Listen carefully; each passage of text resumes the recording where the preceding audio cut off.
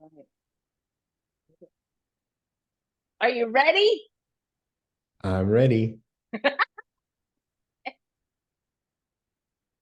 So I want to welcome Manjusri here with me today for this will be our fourth Ninjacorn podcast. And Manjusri, maybe you want to kind of do a little intro about yourself, maybe how we know each other. How have you come to be on this podcast? Yeah. Anything? Yes, yes, We met because our sanghas are sister sanghas, I guess. yes, Our spiritual teachers are peers. yes. Yeah. That's it. Oh my gosh. Okay, can I give you a little intro for you then? Sure. So how I came to know Manjusri is he's one of the teachers at his martial arts schools, and not only a teacher, but holding a leadership role where you org the whole martial arts dojo program. You know, belt ranks, testing for the students, how to train them, and the curriculum and things like that. And you have background in training in different martial arts. Tell me again, which ones are your background training? Sure. How much time do yeah, so I started with Wing Chun Kung Fu as a teenager. I trained with a gentleman in San Francisco named Chris Chan. And Chris was a boy in China trained with Bruce Lee. So they were peers and they trained under the great master Ip Man. Oh my God, I don't think you told me this. Yeah. Yeah. So, Ip Man, they made all these movies about him, right? Renowned master, the grand master of Wing Chun at the time. Um, so yeah, when Chris was I think when he became 18, he came to the United States, just like Bruce Lee, to go to college out here. And then he started teaching Kung Fu and eventually had several schools in San Francisco. So yeah, as a teenager, I started training with him and, was doing their forms. And I was one of the youngest guys in the school. Yeah, Normally, he would only accept grown men, like adults. yeah. So me and my buddy were there as teenagers, training with grown men, hitting the wooden dummy, doing You're demonstrations. familiar. Yeah, yeah. Doing demonstrations in San Francisco's Chinatown. And then I was when I was about 18, I went to San Francisco State University and I took a bunch of martial arts classes there. So I did, Aikido for about a year. I did two other forms of Kung Fu, Uh-huh. some Shaolin Kung Fu, and another one was like mm, Yi Chuan or something like that. And then I eventually spent a lot of time with judo. Um, Oh. and I got a black belt in judo while I was in Oh. college. Um, and then after that, I studied Shotokan karate for many years. Mm-hmm. Uh, Mm-hmm. the founder being Mr. Oshima, Sensei Oshima. Yeah. Um, and Yeah, I studied Shotokan for about 6 or 7 years, first in San Francisco, and then I moved to the South Bay and I was training in Cupertino, California, Mm-hmm. where Mm-hmm. Apple was born. Um, Okay. um, and and yeah, and then also during that time while I was training Shotokan, I started studying the systems that my teacher taught. Mm-hmm. Mm-hmm. So a system of Kempo karate and then also a system of Japanese jiu-jitsu. Nice. So I'm a black belt in both of those systems, also second degree black belt in our jiu-jitsu system. Nice. And what else? And actually, kind of over the past 10 years, I've been training in BJJ, Brazilian Jiu-Jitsu, Ah, fairly inconsistently, but I'm a blue belt in no gi Brazilian Jiu-Jitsu. So I'm a pretty good nice. wrestler and Ooh. Okay. submission artist. Okay. Mind the cauliflower ear. Don't be. Some of the guys in our gym have some serious cauliflower ear. Oh, Thankfully, in my years of judo and BJJ, I haven't got it.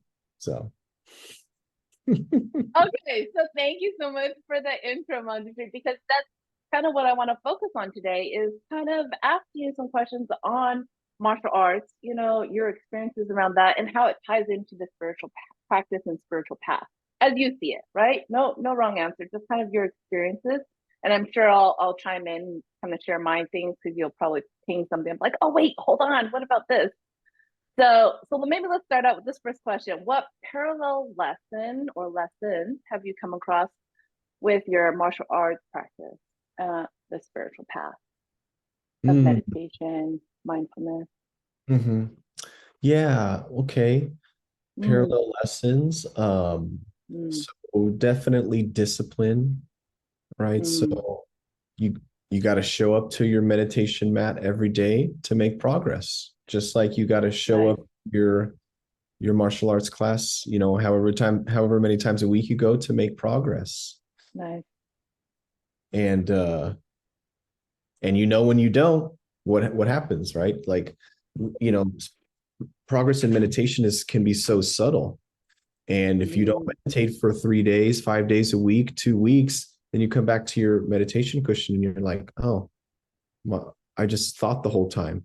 You get you just think. You forget how to meditate so easily. And with martial arts practice, it's the same. I mean, it's the same with everything too, right? The old saying, if you don't use it, you lose it. yes, So so yes. yeah, definitely the discipline that's needed to move forward. There's Mm-hmm. definitely a parallel there. Yes. Um, and then this idea of kaizen or continuous improvement, Oh, uh, yes, yes. personal refinement, right? Love So that. in martial arts, usually there's a ranking system. So you start as a white belt, you move through the ranks, you become a black belt, and then beyond. And in Mm-hmm. a way, your spiritual practice has it likely has some kind of progression as well. So yeah. And, as far as teaching goes, it makes sense to have a structure like that too, where beginners practice this, right? Intermediate students practice this set of practices, Mm-hmm. your advanced students practice this set of practices. Totally. And you're making me think of play devil's advocate, the word discipline. I totally agree. It's absolutely a part of my life now. But devil's advocate, back in the day when I didn't even consider myself as an athlete, how would you tell someone who's like never done martial arts, you know, kind of balks at the idea or the word of discipline? What would be your sales pitch to them to like encourage discipline? Okay. So, good Putting you on question. the spot. Good question. No. Oh, So the human body has to exercise, right? We're we're built to move, right? mm, Our ancestors evolved every day hunting and gathering, moving their bodies, running over here, running over there, chasing animals, finding berries, right? Swimming in streams. oh, And so the movement of their bodies was part of daily life, mm-hmm. right? Um, so and now we're in this age where people are becoming more and more sedentary because of the ways that we work, right? Yes. You don't have to go catch a deer for your Mm-hmm. food, so you don't get that exercise, right? Mm-hmm. You sit at your computer and you make phone Yep. calls, have your Zoom Yep. meetings. So Yep. we live these sedentary lives. So we have to find some way to exercise our bodies so that we stay healthy, right? There's so many benefits to exercise, right? Mm-hmm. Mental, emotional. There's a great release when you work out hard. There's a great clearing of your spiritual and Yes. emotional. right? Yes, yes. And it's good for all of your systems, your cardiovascular system, your breathing system, your nervous system, your muscle system, makes your bones strong, right? So, Mm-hmm, so mm-hmm. many benefits. So, from a health perspective, we got to exercise, right? We have to do something. Now, martial arts is awesome because not only do we get this exercise that we need as living beings, but we also learn so many other dimensions that are useful in life today, Ooh, right? So, yes. you know, our ancient ancestors, it was a good idea for them to know how to fight, right? To fight a deer or to fight a bear or to fight a tiger, right? And then, you fight the warring tribe that's been tracking you, right? So, that's how I see the systems of fighting developing through the Yeah, ages. sure. Um, so if we believe that we have to exercise and then it's a good idea to know how to defend ourselves, then it's probably a good idea to invest time in martial arts. And I would probably add to that, being a female, it has been so empowering being in a female body to learn martial arts because it really tapped me into my personal power in a very specific way. And usually ratios, not all the time, but usually ratios in the martial arts dojo is females are the minority. So they're just walking in, you kind of, as a female, have to be a little on your A game. Yes. None of this little wilty, flowery thing, you might get trampled. So, yes, the discipline piece and then the health piece, right? And then I think I'm hearing kind of this personal power piece that gets tapped into. I definitely have felt that in my life. I'm sure you have too, because then I want to segue to the next question is like, what do you feel aside from personal power is like superpowers that come from martial arts? You're mentioning kind of dimensions and all this stuff. Maybe can you say more? Is that related to some kind of superpower Hmm. aspect? Okay. Yeah. Yeah. So, kind of going along these lines of additional benefits or maybe like non-physical benefits of Yes, yes, yes, practice. yes. So, something that we emphasize a lot in our school is for women in particular, but for everyone, right? Yes, yes, When yes. you come to practice and you face people, particularly in some kind of sparring that you do, Yeah. preparing you to face difficult energies in life or difficult people in Mm-hmm. life. Mm-hmm. People that don't have that experience in the dojo, it's very uncomfortable or it's very new, right? If people, you know, maybe you led kind of a sheltered life, you didn't grow up in a bad neighborhood or a bad Uh-huh. city, you go through your life, it's kind of all happy and sunny and then suddenly you're faced with someone who wants to take your money or who is a jerk at work, right? Mm-hmm. And you don't know how to deal with that. Your tendency maybe is to, like you said, to Mm-hmm. wilt and to cower. Mm-hmm. Yeah. So women coming to our classes and facing men and facing scary people and going through that week after week after week, it really prepares them for facing these things in life and at their jobs. Mm. Okay, so can you give me an example for your specific life where you literally translated some martial arts thing into like a physical situation, relational thing, professional career thing, or like running errands thing? Like, Mhm. hopefully, it wasn't anything like people were trying to jump you and then you like busted out. Not like that. I'm talking about like maybe something. Oh, what do you get what my question is?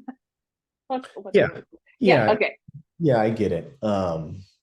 So I started martial arts not super young, but I was a young teenager, right? Mm, And before I started martial arts, I got in street fights. I grew up in San Francisco, inner city kid. Um, oh, but after I started martial arts, I didn't get any more street fights. really? I didn't. You know, there, Hmm. and I think part of it was the way that I carried myself. I never really, I was always a smaller guy, right? Okay. Compared to my peers. I was a shorter, thinner guy always. Okay. Okay. In all the martial arts schools I trained at too, I was a smaller guy. I was training with Okay. 200-pound guys, 185-pound guys, 220-pound guys, like heavyweights, Ah. heavyweights. But I had to face these grown men, these big guys, every week. And Mm, and so, I think just going through that mm. and then going out into the world, I would look at someone and they would not mess with me, Wow. you know? Fascinating. Um, and there's something about, when you lock eyes with someone, right away, right? Don't Is mess with me. right? Is that person a target, right? Or not? And so I think, starting training at an early age, um, yeah, I started to exude this presence that I was not a target.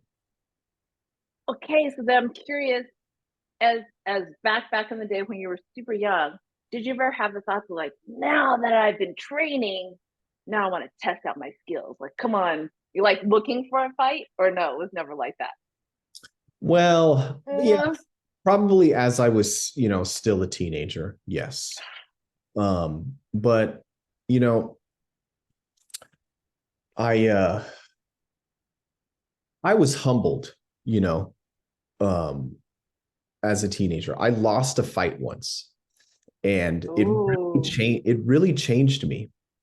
I in middle school and freshman year in high school, I kind of had a big mouth, you know, was challenging people, talking too much, acting like I was bigger than I was, and oh, you know, I started a fight with a guy. I mean, he kind of yeah. started it, but he was a jerk too. And the way the fight ended, I lost. And Okay. I Uh-huh. wasn't beaten up badly. I got a black eye. He had a black eye too. So it wasn't Uh-huh. like I was beaten up Ooh, bad, but I lost. And okay.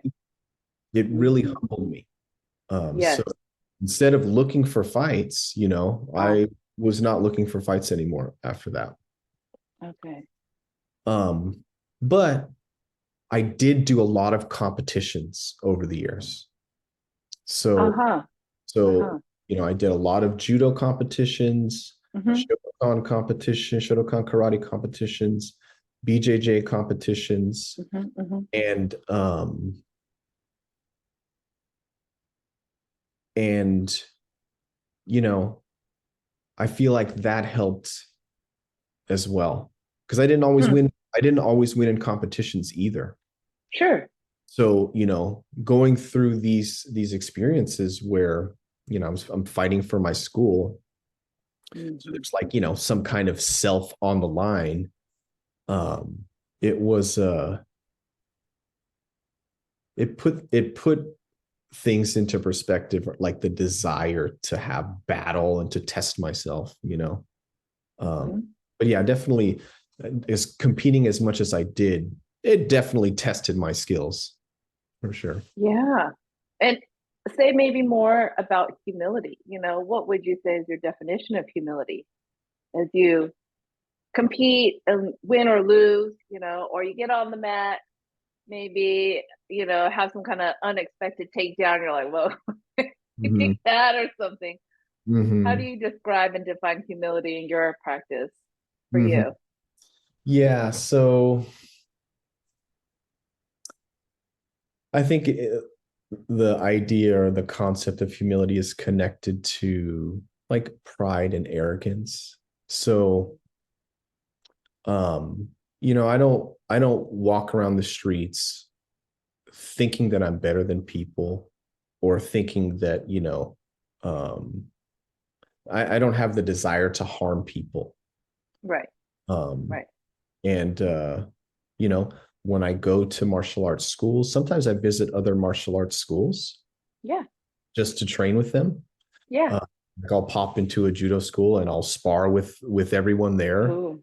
Ooh. But I don't go in there like I'm the best. I go in there like, I'm pretty confident, but I'm super respectful to the teachers. I'm very respectful to the other students, Uh-huh. win or lose, you know? Uh-huh. Uh-huh. So yeah, winning's great, but I think losing is what has given me the biggest lessons. Well said. Well said. It's funny that way, isn't it? And I think it's you're right. It's something to do with the pride arrogance thing, the egos, pride. It gets really checked when there is some kind of a loss, right? That or failure, whatever it is you want to label it as, and that humbling of that pride, you know, um, I think is what humility is about. And what I hear you when you visit other dojos, it's being teachable, right? Even if you have a ton of experience behind you, it's being teachable in whatever situation, and not kowtowing with what you like feel like you do know, but you like, oh, I don't know anything kind of thing. Like, Mhm. and that's what I'm hearing you say when you say you come in with a confidence piece, right? Like you have a certain base of knowledge, but that I'm I'm open to be teachable in this situation. Nice, because then my moving to the next question is like, what tips would you give to someone wanting to start a martial arts practice, girl or guy, right? Mhm. And maybe like what obstacles or pitfalls have you seen from your early years of training? You're like, don't do that. Definitely don't do that. Maybe do a little more of this. Mhm. Yes. Uh, Yeah. So, okay. Um, if you're brand new to martial arts, yeah. um, you got to find a good school. Yes. That you should compare schools and do your research. Mm. Every every school these days is going to have a website, and they're going to talk about who's their head instructor and what are their credentials. Yep. So you know, find a dojo or a school in your area, read about the instructors, Mm-hmm. and see if they offer introductory classes, right? Mm-hmm. Um, Also, don't make a decision based on one class. Right. You got to go, you know, for a month, for 3 months, something like that. Mm. To be able to assess, okay, do I have a rapport with the instructors and with the student body too? Right. Because sometimes there can be people in classes that aren't very nice. um, Everybody's going through their own, working through their own karmas, um, Mm-hmm. and some students can be jerks. So you know do your research, find a school, try it out. Don't make a decision after one class. Mm. um, Okay. Also, so traditional arts will usually have roots in spirituality, Mm-hmm. especially the Japanese arts, Mm-hmm. Aikido, Mm-hmm. karate, judo. Mm. So, and it can be nice to train in that environment Mm. because there's there's aspects of harmlessness, gentleness, Mm. compassion, you know, um, improvement of character, stuff like that, right? On the other side, on the other hand, You make me think. It's like, yes, less asshole behaviors. yes, not just improving, your physical strength and your ability to punch and kick, but also improving your character. Mm. So, my teacher and I, you know, often promote the Japanese arts for new students because of Oh, this oh, martial roots. oh, And, okay. I'm sure you could find the same in Korean arts, right? Like Mm-hmm. Taekwondo and Hapkido, Mm-hmm. Mm-hmm. Mm-hmm. Judo maybe, um, and other arts too. Like Bruce Lee was heavily influenced by Taoism. You can see Mm-hmm. that in his writings and his films. Yeah. Um, and the so Chinese schools can have that too. Mm, mm. Um, so so yeah, do your research, find a you know do a few classes. Oh, and then another good thing is that Yeah. if you're really new to martial Yeah. arts, going once a week is really not enough to make Mm. progress, to be able to learn, especially if Yes. you've done, if you never did like, organized sports or, some other, I don't know, like fencing or, Uh-huh. if you don't have a model for that, Huh. then, you know, being really consistent in the early days is going to be helpful for your practice. Oh, that's a great tip. That's a great Yeah. tip. I agree. I totally agree. Yeah. Because I also would say in the early days, especially for someone who maybe doesn't have any kind of background, athletic or martial arts, the the muscle conditioning and rewiring is a lot and it can feel very overwhelming. I mean, I recall me being a white belt, but also when I work with new white belts, like their first day on the mat, it's like, okay, no, move your right foot. And they're like frozen for like, it feels like a minute, which one is my right foot? Because there's so much stimuli. There's a grab happening. I got to move over here. You're like, what's my right foot? What foot? So yes, the consistency is so key to start having some familiarity with the basics, as we would probably say, and be a little bit more comfortable. um I would catch myself in the beginning when I started. It's like when I fall, I look for the mat, and I still remember one time since like, chill out, dude. The ground will always be there. Like, how do you develop a sense of familiarity with your environment, right?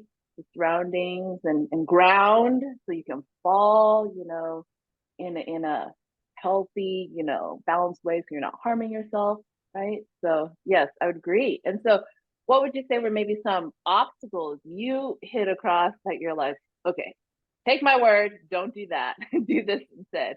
Mhm. Um, yeah, show up to class. Were you ever a bad student in any way? I'm so curious. Did you like, I mean, yeah, there were periods of time where I was inconsistent, but oh, okay.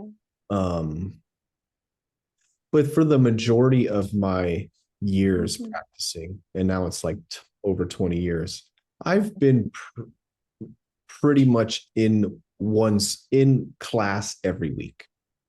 Sure, sure, sure, sure. Um, yeah. There were some periods of my training where I was more consistent than others. Like when I was doing judo, I was doing two classes on Tuesday, classes on Thursday, and then on Yes, Saturday, yes, yes, right? yes, yes. Um, and then this past week I trained 4 times. So Awesome. Yes. I can just, I was just gonna add is like, I love the consistency. I just know for me, as time has been logged more on the mat,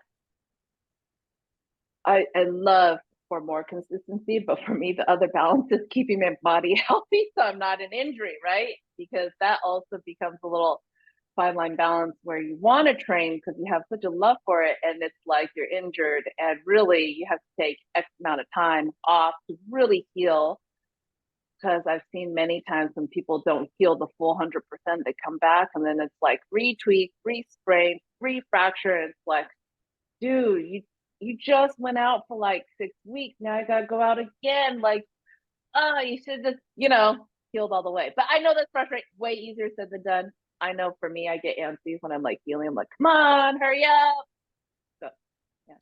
Yeah, no, and that was another obstacle that I was going to bring up too, is that, Yes. sometimes we get injured, right? And so you definitely have to take the right amount of time to heal.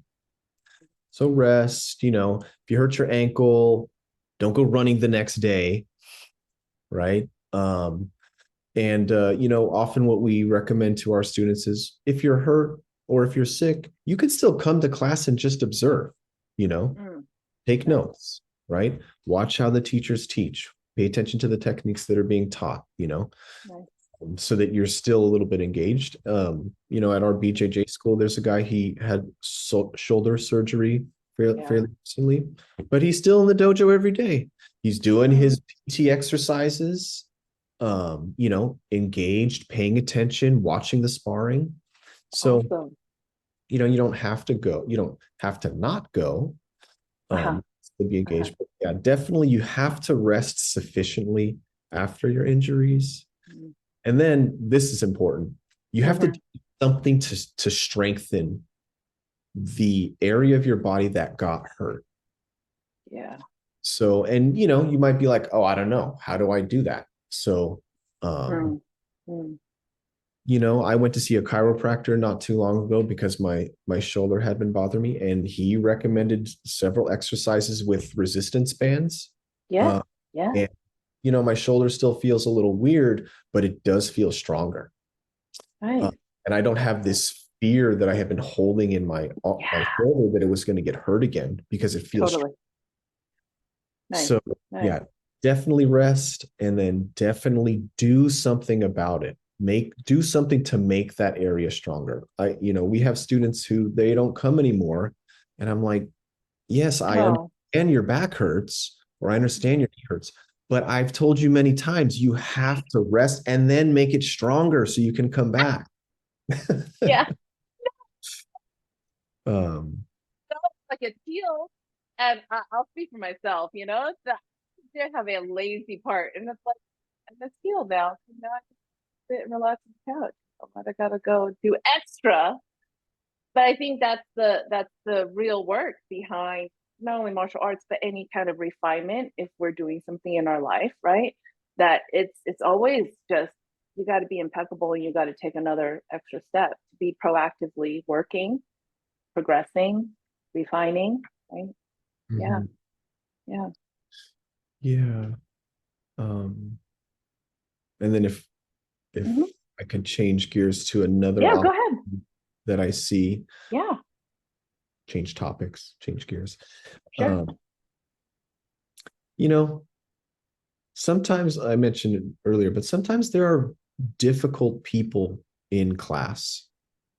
There are certain people, you know, where you just don't feel good around them. Maybe they're the one that hurt you. Maybe they said Ooh, something bad. The way they talk to you is just disrespectful.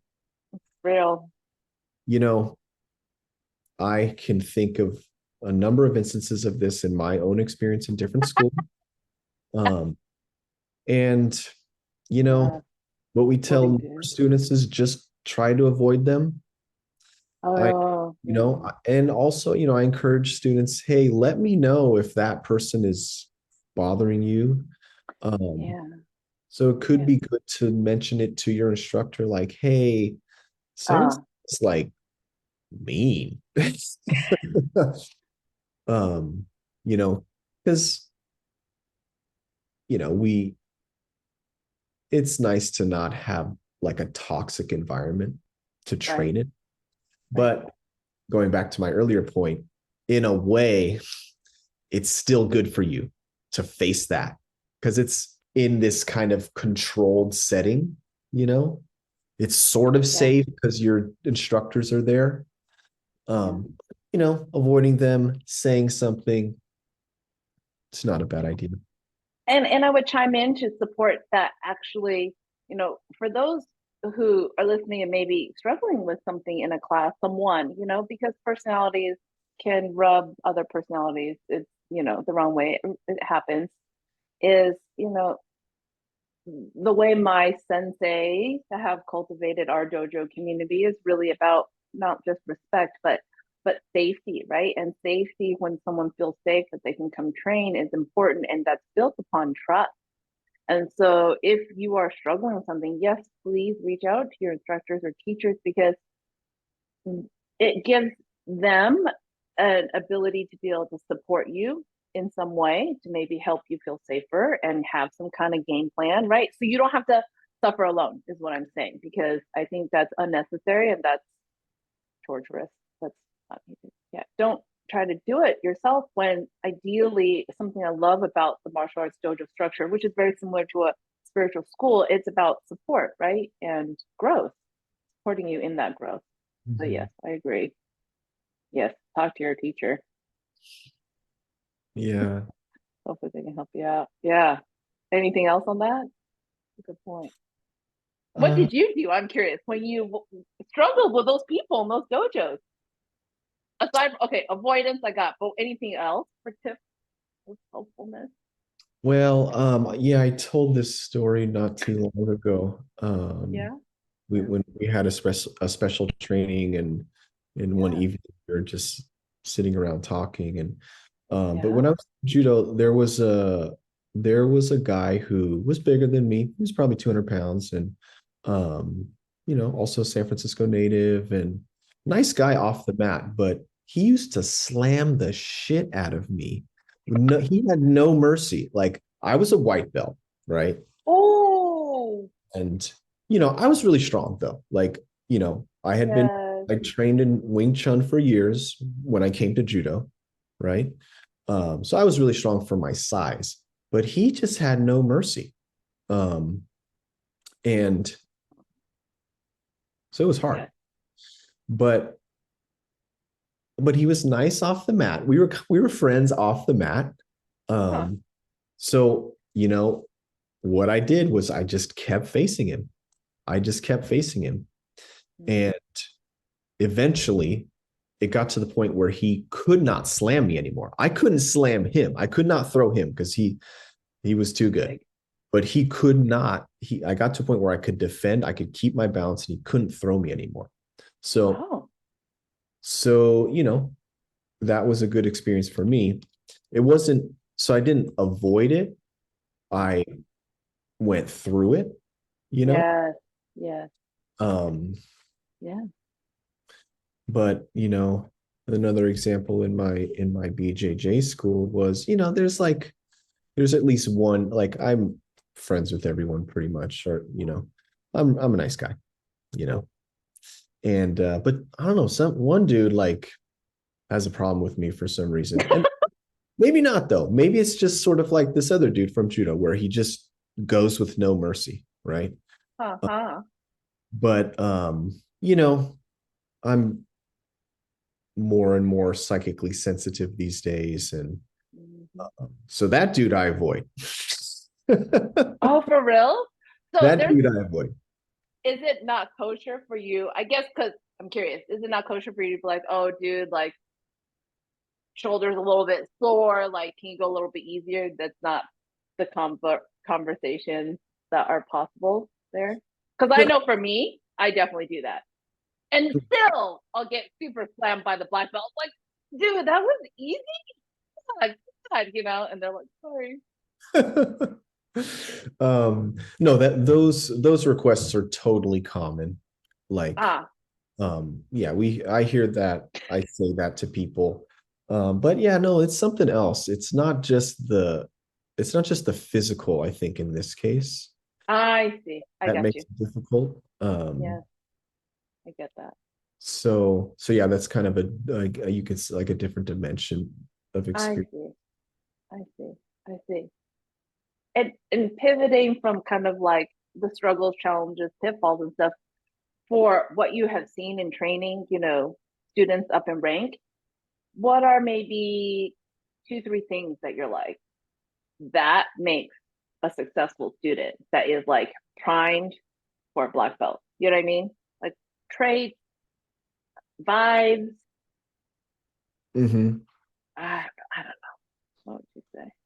Well, looking at, the recent promotions that we did in the last few years, Yeah, yeah, and looking at my BJJ school, the promotions that I see, yeah. uh, the people that get promoted are the ones that are most consistent in the school.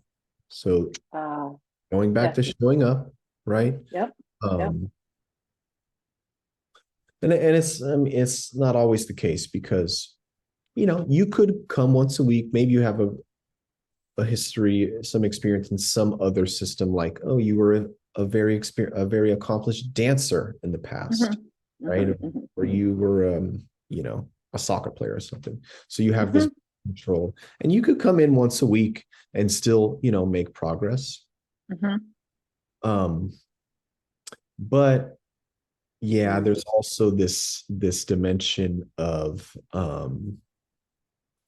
body control that mm, you know, if you don't have that coming into martial arts, then you do need to show up more consistently mm, than others. mhm. Um, and then there's this retention thing, right? Because, like, I can repeat the same thing to students many times, and you know, it's not retained in some way, or they they they don't demonstrate it. So I see. so there's like a mental Mm, mm, aspect to it. mm, mm. Um, I even to this day, after martial arts class, I write down the things that were taught. I have I Wow. type it in my phone for Wow. I take Mhm. 5 minutes after class before I leave, and I type it up. Great practice. So and I Yeah. recommend that to our students too, Yeah. uh, to help with retention. So the mental aspect. Yes. Um, yeah, and then another thing is, and this goes back to my point about, do your research on a school and check it out. Hmm. It matters who else is in your dojo, who your peers are. Okay. What do you mean? So, um, if you can imagine, okay, there's this teacher, right? Martial arts instructor, super Hmm. advanced, right? But if when the whole school is a bunch of white belts, you don't learn, you are not going to learn as quickly because you don't have the peer example to Ah, learn. yes. Well said. Yes. And right, right. And how I'm seeing that as you're saying that, it's like, you know, usually, at least in my dojo, the senior students who sensei uses to demonstrate techniques on have been imprinted with the energy of sensei's vibe of how to do that technique. I mean, it just is, I don't know else how else to talk about it, right? So the senior students become this kind of templated model of sensei's work, right? In a physical form that then when they are participating in class, all the senior students with younger students, that then gets transmitted to the newer students in addition to sensei that is teaching, which is this kind of like double transmission, if you will. It's really good, I think. Yeah, Yeah, yeah, yeah. yeah. So yeah, I think it's definitely helpful to have Mm, some amount of more senior students in class. yes, um yes. Agree. and I see that with our last few generations of students too, where the more senior of the group really uplifts the group, um particularly in sparring. Yeah. Yeah, particularly in sparring. Why so inspiring? Um, I mean, you know, there was a generation where I was always the one. I would spar with the students every class so they can Ah, get a feel for it. Like I could talk about sparring yes, for yes, days, right? yes, When I do it with them, they get the feel for it. yes. Now, I don't have to do that so much because there are more advanced students that can do that now. Nice. I, I agree with you. And I also find that sometimes in my times working with the senior students, they're like the stepping stones to be able to like get towards like sensei's level. That's like the most ideal model I would figure, going into a dojo. Um, yeah, and every senior student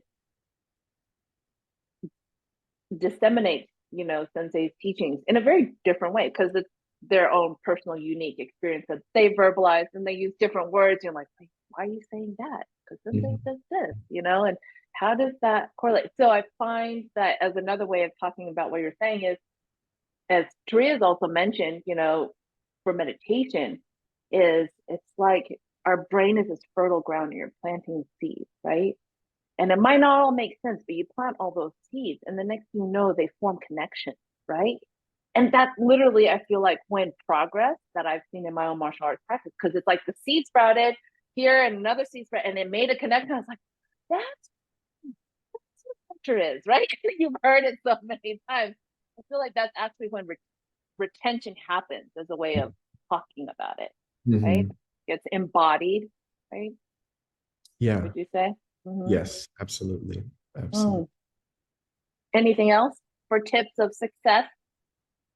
People would want black belt or die. Tips of success. Yeah. Okay. Show up. Uh, avoid mean people. You know, find a school that has a good student body. Um, yeah. Find a school that seems to have spiritual roots, at least in the beginning. You don't have it does, in your later practice, if you want to change styles, it's not entirely necessary, I don't think. Um, oh, another one. So having a buddy is super helpful. In the early Ooh, good one. days, of my Shotokan practice, Nariani and I were going to the San Francisco dojo together. And Ah, we were holding each other accountable. We were like, you go in a class today, right? yep, You want to get dinner after or whatever, right? yep, And then yeah, and in later when I was in Cupertino it was the same. yeah. Judo was a little different. I eventually did make a lot of friends in the school, so I was I was happy to go actually. When I was in college, I didn't have a lot of friends actually, or like, yeah, I didn't have a lot of friends like in college, you would say. Hmm, But I my get that. judo club, that's was my community. I was Yes, always here to go there to be part of that community. right. And those were my friends, I say Yes, it, yes, yes. those were my friends really, Right, my right, right, right. judo school.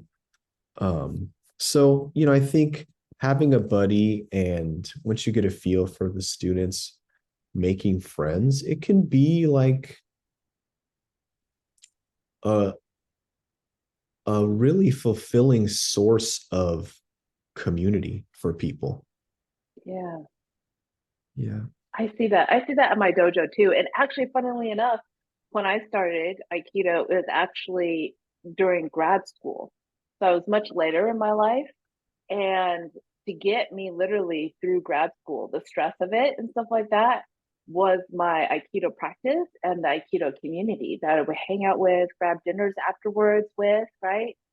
That was my sanity because I felt everyone else in my grad school and cohort were crazy. I was like, I cannot hang out with you. I have to hang out with some more grounded people. Yeah. Yeah. Centered, grounded. Yeah. Awesome. So then any additional, I know it's just another way of wording things that we've been talking about, hard truths you've learned from martial arts and meditation, besides don't be an asshole? That should be Yeah. like the overarching theme. Mhm. Well, a couple things come to mind. So, a few minutes ago, you're talking about this transmission that happens from student to teacher. Yeah. Um, and pe people often ask me, "Oh, do you have videos? Can you share videos of your Uh, of your techniques?" Right? And I ooh, yeah. and I tell them, you really need to come to class. Like, it's not really a substitute. Um, like, yeah, I mean, Mm, it could be supplemental. Like, I've watched Aikido videos and I'm like, that's actually helpful to see how this guy is teaching, you know, a certain way to roll, right? Or okay. many other videos, wrestling, Yeah. BJ, Shotokan, right? Mm, Uh, but especially for newer students, like you need to get into the dojo, into your martial arts school, and pay attention to your teacher. Because we're in this age of video, right? And yes, we are. I get it. then my nieces and nephews, like, they think they could watch 5 videos and be an expert on something. um and God, there are some serious experts out there making videos, so maybe yes, right, you can, but you cannot substitute being in the presence of a martial arts master and learning from them, observing them, paying attention. So just a caution about this age of video, Mm, right? a And hundred, yes, 100% agree. Yes, go ahead. go ahead. I, so, for someone that's from a generation of this video age of like, why the F not? Like, what? Can you just say a little bit more if you can? You know, what is so valuable and important to be there in person to receive that transmission? What, if you can possibly explain, is happening versus, Manjusri, just give me a video, then I'll get my black belt. Right. Well, and it's uh it's similar to esoteric spiritual practice, where there are teachings that come through to you that are not in the physical. Yes, If I was to sum it up, yes, that's it. that's it. And Uh-huh. what I told our class last night, there's so much that you can learn just by observing. If I don't say anything in class and I just look at you and I demonstrate and then I say, okay, you do it, you can learn a lot just from that, right? True, I true. mean, it's a skill, but you know, yes, I think the key point is that there are non-physical things transmitted from a master to their students, and it's very helpful to be around them. You know, the spiritual masters in this age, you could watch videos of them and it's still super powerful, right? Watching spiritual teachings. But I would say it's being in the same room as them. I think it's still a little different. I agree. I was super great. You're making me think of all these different metaphors. Is it, like, as a form of accomplishment and identification, by the time you get to a black belt, you obviously wear a black belt to identify yourself. Probably get a certificate, some kind of thing, to affirm that you've reached this rank. But essentially, I feel like where the teachings really come through, the non-physical ones, because those are more tangible things, is when you go through your daily life, right? You don't wear your black belt necessarily. You're not carry around your black belt certificate everywhere you go. Like, I need VIP service.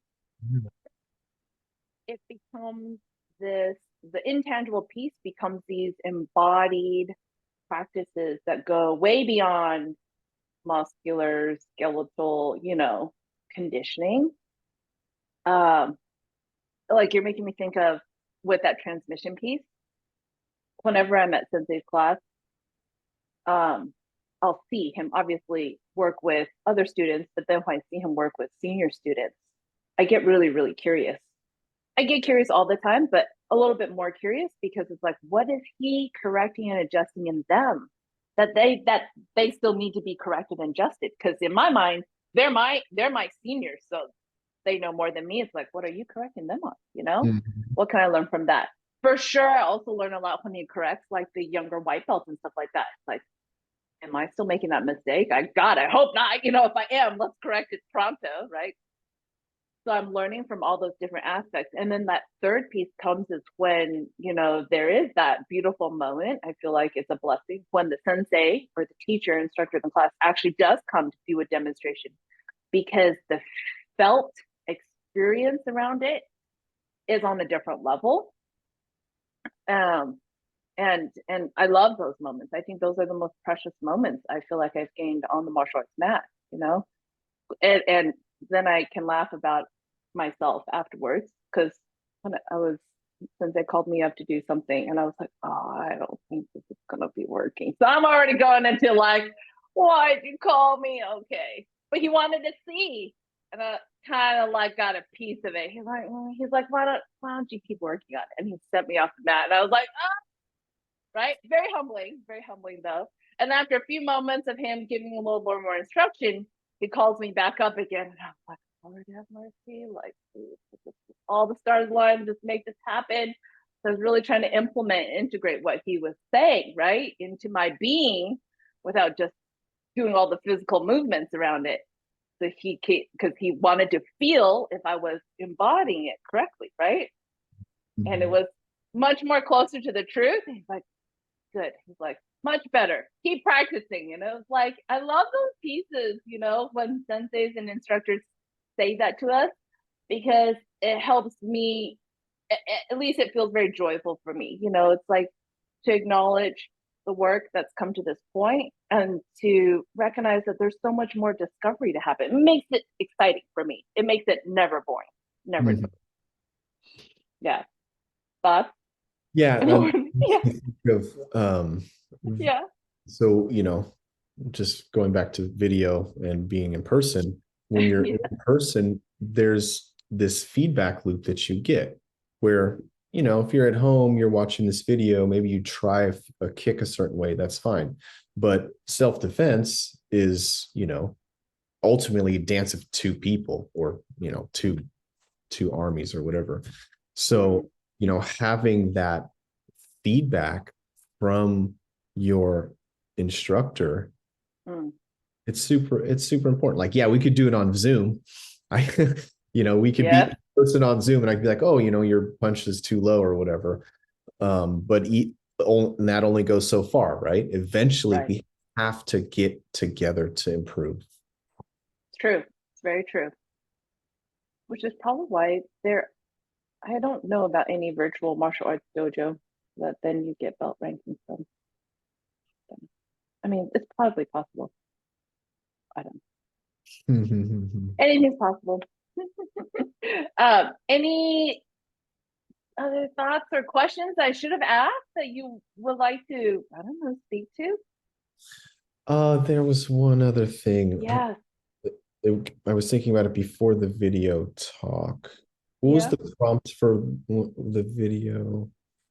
Martial arts, parallel lessons with martial Uh, arts spiritual practice. was it like something like, are there any other gotchas? Yeah. Or there was one other thing that I wanted to talk about. Um, Like things for success. yeah, being Goals. in person, um, videos. Oh gosh, it has left me. Okay, Um, maybe look up. I do want to ask a question while you're maybe letting that go, and it'll come back to you. Is any thoughts for intermediate and senior students of encouragement or additional tips? Be like, mhm. keep Okay. doing this. Don't forget that. Yeah. Yeah. So I now I remember my thought, and it's Oh, go ahead. Go. no, I'll tie it back to this. So students often ask me, "What's the best martial art?" Right? Um, because they, they're like, if I'm gonna be disciplined, if I'm gonna sacrifice my time, then I need to do the best martial art because I don't have any time to waste, right? Uh-huh. But you know, for but going back to your question, for senior, for intermediate and senior students, um, you know, every all the time that you put into your practice is valuable. You you Mhm. do you do gain something. When I was teaching meditation, I would tell my students, meditation practice is kind of like building a brick wall. You lay one brick in what your one meditation, and then your next brick, and then your next brick, and then your next brick, and eventually you have a wall. Or Chris Chan would say, when you do your Selim Tao form, it's like putting pennies in the bank. Eventually, it becomes something significant, but not in one day and not in 2 days. Uh-huh. Uh-huh. So, every class you go to is beneficial. Yes. Um, and then just another bit of advice for the intermediates and seniors is Yeah. don't be too attached to rank because and Yeah. and achieving new ranks and having a belt, and you could go Mm. on and buy a black belt right now and put it on and take your photos for your socials. Stop for it. Please don't do that. Anybody listening to this, yes, go ahead. But Maybe my only for Halloween. Maybe only for Halloween. maybe only for Halloween. But my point is that you know the belts that we wear and the ranks that we have, it's a reflection of the time and energy that we put into our practice. And you know, maybe you don't get promoted. You take a test and you think you didn't get promoted, and you're like, oh, why not? I'm totally as good as that guy or that girl, Mm. whatever, right? Yes. Oh, yes. Yes. Yes. Good. So, and it happens, I've tested and then not got promoted at a test before, and it was Yes. difficult. But remember that it doesn't take away the skill and the power that you gained from every class that you had gone to up until that time. So, Right. so yeah, don't be too attached to rank. You know, my teacher has said many times, you could be a black belt and still get your ass kicked out in the world. So, 100%. right. So it's more important like what you put into your practice, and whether you keep going too. And this is Right. for Yeah. the senior people too. You know, I got my first black belt. I don't know how long ago was that? 2007, maybe. So, Okay. um, over 15 years ago. Yeah, so Wow. Wow. 7 years ago. Um, if I would have stopped then, I could still be walking around with my black belt and thinking I'm all tough. But um, if you don't keep up your practice, you're not going to maintain your level. So keep practicing to maintain your level and get better. Well said. Well said. No, I feel like you kind of opened the secret doorway just now because you're absolutely right. I think it's very easy to get caught up in dojo belt ranks and in just competitiveness, whether that's with yourself or with others. It's easy to get caught up in that and lost then in this black and white thinking. Like if I lost my test, didn't get promoted, then it's an absolute failure, no good, nothing. Like this very black and white thinking that actually loses sight of this secret doorway, I will call it that way, of all the time and energy that you have put into the training and what you actually have progressed, grown, and gained from that. And you mentioned a great point. I want to highlight a little bit stronger is I feel like we as individuals and practitioners, martial artists, are the result of how we go into our training. it's not necessarily how we come out of the belt rank or the black belt that we wear. It's Mhm. really how you go into that training, right? That discipline piece that you're talking about. How are you really cultivating that personal power, and how are you doing it in such a way that is in a refined way that's more compassionate, yourself and others, and not more like an asshole and like this power hungry monster, kind of a Mhm. thing, slamming people like pancakes around. So I think that isn't always talked about, right? Because people go into martial arts dodos and they want to kick some ass. I get it. It looks cool. It looks very cool. Yeah, and you know, for some people, it feels good to win. So 100%. Yeah. gratifying, right? That Yeah. win. Um, Yeah. but I was gonna say, were you done? I thought of something else now too. Okay, I was gonna just say, yeah. And I feel like martial art and also meditation practice really highlights the more subtle things and the subtle wins. The wins don't have to look like that belt rank. It doesn't have to. I think people put a lot on there and it can be almost a little egoic thing. But Mhm. yeah, there are way more subtle wins. No, like the example I shared, like that sensei says, like, all right, you got a bit of it, keep working out. Like,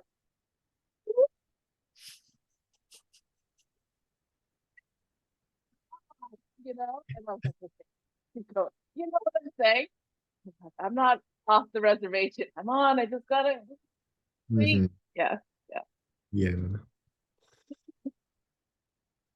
Do you Yeah. remember what you're gonna say? No. Um, oh, just another, Uh-huh. it's just some encouragement for the more senior practitioners. And yeah, you know, a way to take your practice to the next level is to teach. You think you're a black belt. I told this to our students recently. I was like, you think you're good? You know, go teach a white belt to be a black belt, and you'll see how Ooh, you grow. You'll see how you grow through that process. amen. No, I know because no, it's true. I mean, I'm just playing the devil's advocate. The unspoken things. Like senior students will be like sometimes have a tone. I'll hear it when my senior students are kind of correcting me, or even white belts are like, "No, are you listening to me? Move your foot." Like I heard it the other day. No, move your body, move your whole body. No, are you listening? Listen to me. Move your whole body. It's like it wasn't translating. It's like, dude, it's not working. Try a different way, right? Because senior practitioners have done things a certain way. They've worked with their own bodies a certain way that's garnered a certain level of result and success. Awesome, right? But then when you have to transmit that to like a white belt, they're like, I don't speak that language. You have to really think about how am I going to get them to do this technique if they don't like any of the language and anything. That's kind of like the challenge I feel like teaching that I have found, or mentoring. I'm trying to Mhm. mentor the students for the belt rank. Woo, Yeah, dealing with different types of people, different learning styles, different capabilities of, totally. understanding. So Yes. not easy. It's not easy to be a teacher and to, like I said, make a white belt into a black belt. So Oh my gosh. Okay. Kowtow, bow down to all the teachers out there doing that great, great work. Mad respect. yeah, and it's the same with spiritual practice too. Yeah. Um, Oh. then I did remember that other thing that I was gonna say. Yes. Now I just forgot it again. Um,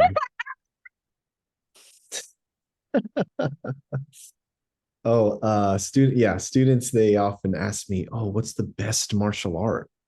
Right. Right. What's the best?" Right. 'Cause I'm so busy, I need to do the best, Yes. sacrifice my time if I'm going to be disciplined. But, you know, you get out of your practice what you put into it. Hmm. Um, and which martial art is better than others?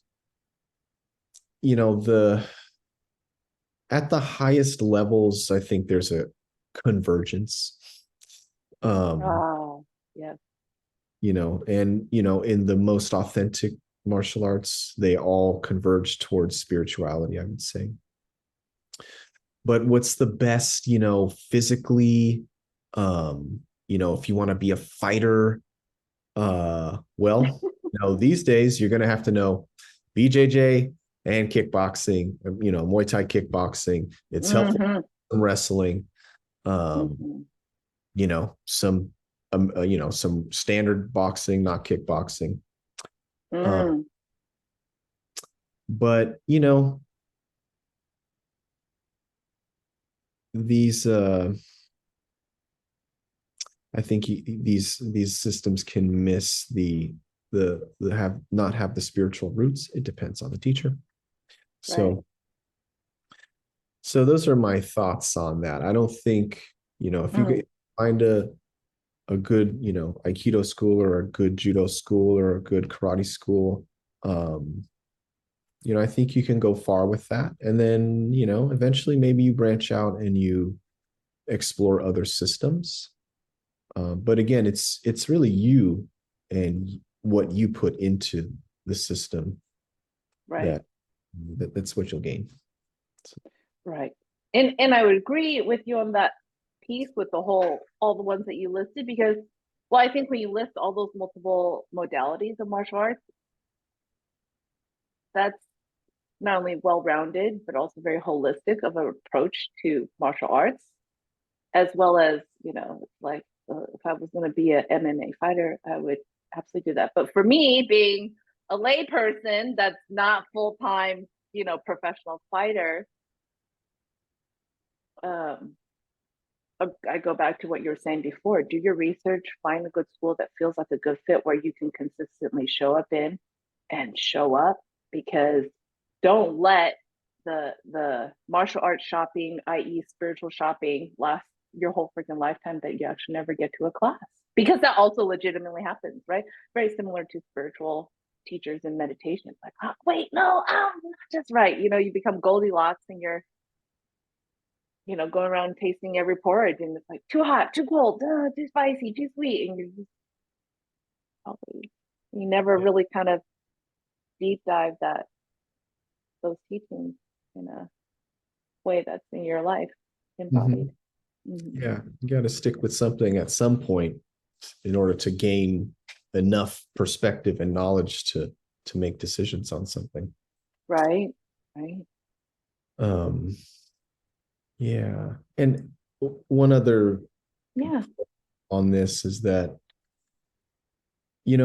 by my estimate, maybe 10% of the population does martial arts, and I don't know, I could be wrong, but just from like the circles that I am in, maybe 10%. I don't know. It'd be maybe we should look it up after this.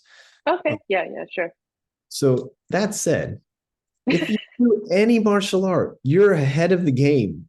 Uh, so, you know, what's the best? I think it depends. But if you do anything, it's still going to be beneficial for, you know, your health, your ability to defend yourself, your ability to deal with life and face difficulty in business. And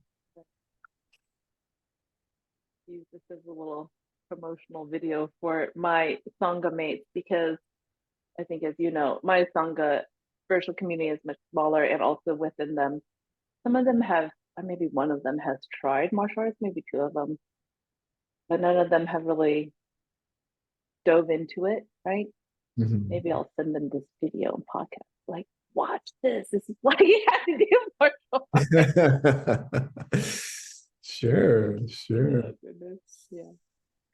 Is there any last thoughts that you wanted to say or share before we close it up for today? Mm, well, Mm.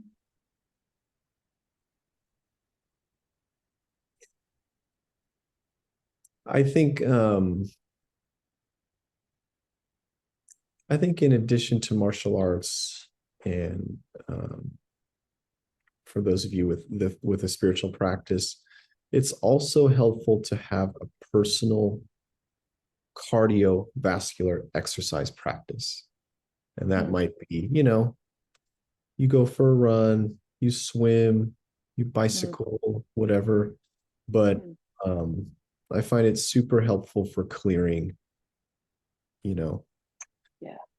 clearing out the energy that I absorb through my week and my dealings and work and even Yeah. from martial arts too. So having your own Yeah. kind of alone cardio exercise, I think, is helpful. Yes. Individual practice. I agree. Yeah, I agree.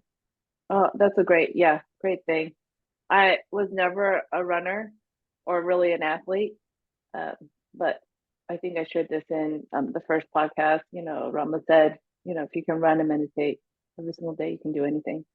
It's like Mm-hmm. a period, full stop. So I was like, I love that phrase, and I'm gonna try and call bullshit on that. So yeah, definitely. Like I set a crazy goal, right? And I was like, but did my part of meditating and running every single day, and goal was achieved. So it was pretty cool. I was like, this is awesome. And it really kind of also drove home and gave me a personal testimony and experience around the cardio piece, the clearing piece, right? The individual practice that was also so empowering for me in my life. Yeah. Yeah. Oh my gosh. Thank you so much for taking the time to be on the podcast today. Just thank you so much for bringing your decades of practice, right?